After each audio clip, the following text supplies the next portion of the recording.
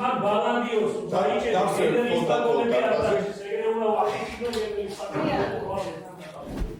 ამ სიტყვებით მიმართა ალეკო ელისაშვილმა დღეს მამუკა მდინარაძეს. დაპატიმრებული პოლიტიკოსი დარწმუნებულია, რომ მდინარაძე კარიერას ციხეში დაასრულებს. ხმაურიანი განცხადება ელისაშვილმა სასამართლოში გააკეთა, სადაც რიგით მეოთხე სისხლის სამართლის ბრალდებაზე სხდომა დაპირისპირებისა და ხმაურის ფონზე ჩატარდა. მდინარაძის შიშების შედეგია ეს და მათ ბალანდიოს გადაეცა.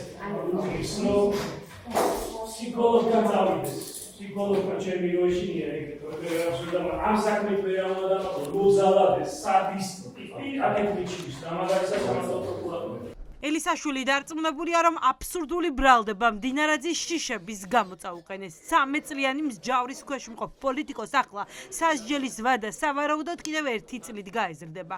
ამჯერად ოპოზიციონერს პოლიციელი შეურაცხყოფას ედავებიან, რომელსაც ელისაშვილი წამებასა და არაადამიანურ მოპყრობაში თავად ადანაშაულებს.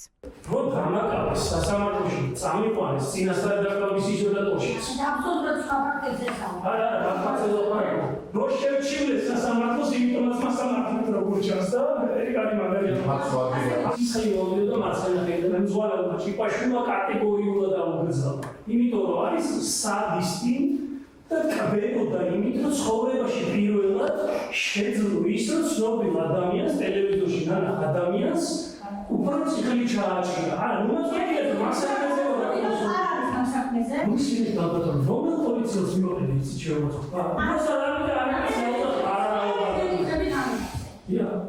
თქვენი უფლებები ამ სისხლის მოსამართლე მარიდაშვილმა სიტყვა ელისაშვილს დღეს რამდენჯერმე შეაწყვეტინა სასამართლოს არ სურდა დაპატიმრებულ პოლიტიკოს დეტალურად მოეყოლა, რომ მისი უფლებები დაირღვა, თუმცა არავინ არაფერი გააკეთა.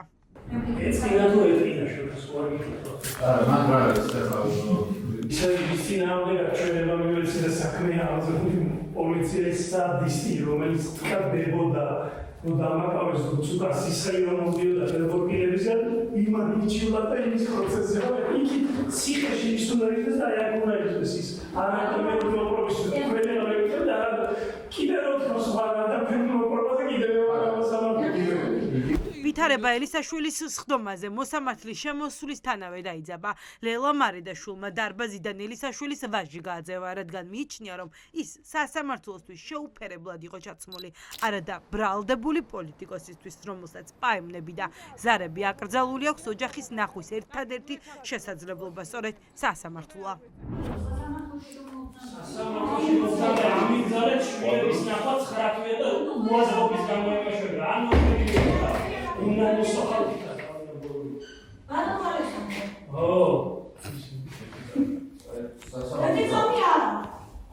შვილი გამიდეს ნომინაც 9 თვე არ მინახი ადამიანი არა, შვილები არა ხა. არ გეთხოვა. როგორ მოვიდეს დამაზე რა კიდე სასამართლოში. ქართული ოცნება ახალი ბრალდებების გამოგონებით ელისაშვილისთვის მისჯილი 13 წლიანი პატიმრობის გამართლებას ცდილობს. ასე ფიქრობენ ადვოკატები. გაოგნებულები არიან უფლებადამცველები, როგორ არ იმჩნევს ძალოვანი უწყება ელისაშვილზე განხორციელებულ ძალადობას. ძალიან საოცარია, როდესაც პროკურორი თავისი შეხედულებით რაღაც ორ დარღვევას შეესწრო, ერთი სასამართლოსთვის შეურაცხყოფას და მოწმისათვის შეურაცხყოფელ მიმართვას და პოლიციის განყოფილებაში არაადამიანურ მოპყრობას. ძალიან საოცარია, რომ ასეთ პირობებში არანაირი რეაგირება არ მოახდინა პროკურორმა უმძიმეს სისხლის სამართლის დანაშაულზე, რისთვისაც ზოგადად პროკურატურა და სამართალდამცავი სისტემა არსებობს და რეაგირება მოახდინა რაღაც სიტყვიერ შეურაცხყოფაზე და ეს ჩათვალა დანაშაულად, რომელიც მოსამართლემ მხოლოდ შენიშვნის ღირსად ჩათვალა და მხოლოდ მოსამართლის შენიშვნა დაიმსახურა ამ ფაქტმა.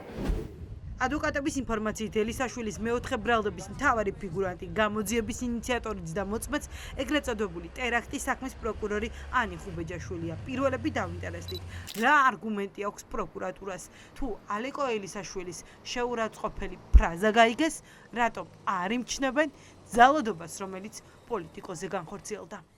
აღნიშნულსაც მოყვება სათანადო შეფასება და რეაგირება. როდის მოყვება გვაინტერესებს. იძახით რომ მოყვება, უმალვე არ მოყოლილა. ბატონო დავით.